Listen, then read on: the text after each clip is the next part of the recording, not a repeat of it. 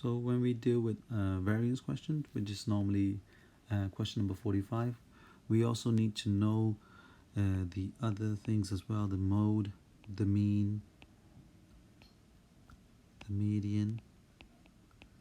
Then we have the range, we have the interquartile range, and then we have the SD, and finally we talk about variance. So they should be categorized into three sections.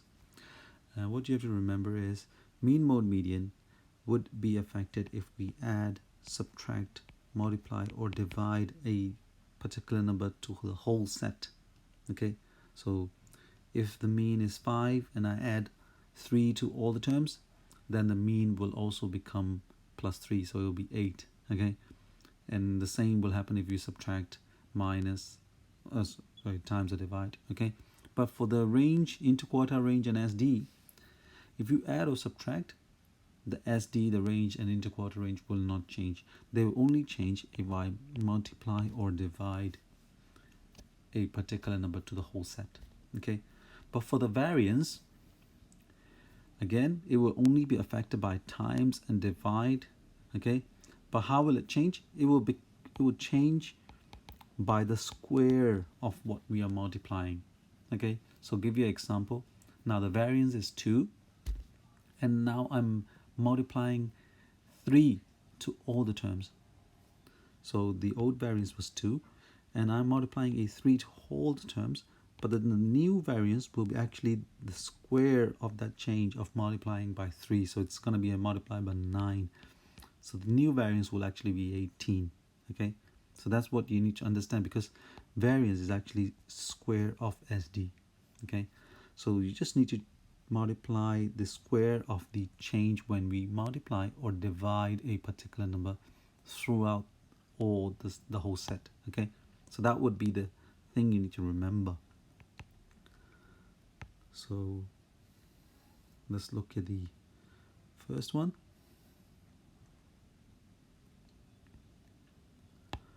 So they're telling us that the variance of 5 numbers A, B, C, D, E is 16. And then they ask you for the variance of the 5 numbers 20 minus A, 20 minus B, 20 minus C, 20 minus D, and 20 minus E is. Now, for this question, I would need to make you an example. Okay.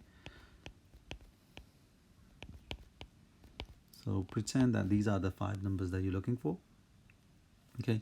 So I'll ask you for the gaps between each data. So that's a 1, the gap is a 2, the gap is a 4, and the gap is a 2 again.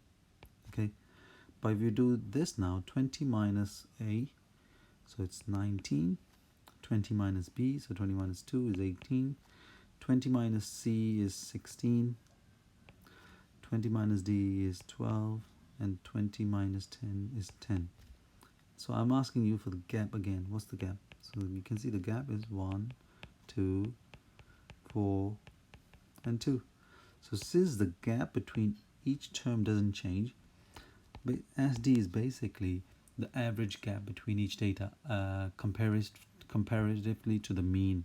Okay, so since in this case you can see the gap isn't changing between datas, so we can say that the SD won't change, and since the SD won't change, the variance shouldn't change as well. So in that case, the variance will be still 16. Okay, so it's simply the same as you're adding and subtracting data. All of the data will shift, but then the gap between each data isn't changing, so therefore the variance doesn't change, or the SD doesn't change. Okay, so let's look at this next question. So they tell us that the variance of the old set of data is 7. So we know the variance, the old variance, is 7.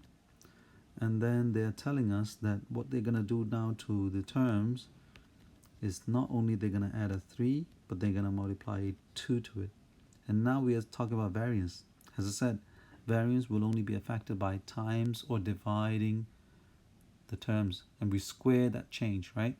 So in this case, the 3 we can ignore, so it's only being affected by a times of 2, because this is a variance. So actually to square that, so that would be 7 times 4, 28. So that would be the answer here. And the same is for the next question. Old variance is 31.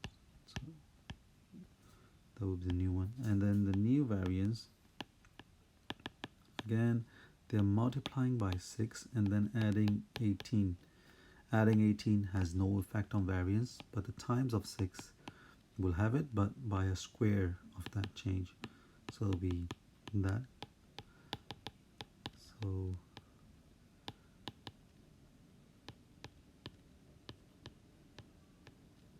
see, okay, so that's all for variance actually, even though you say, oh, school doesn't teach that, but that's actually what it is. So question 45, easy job.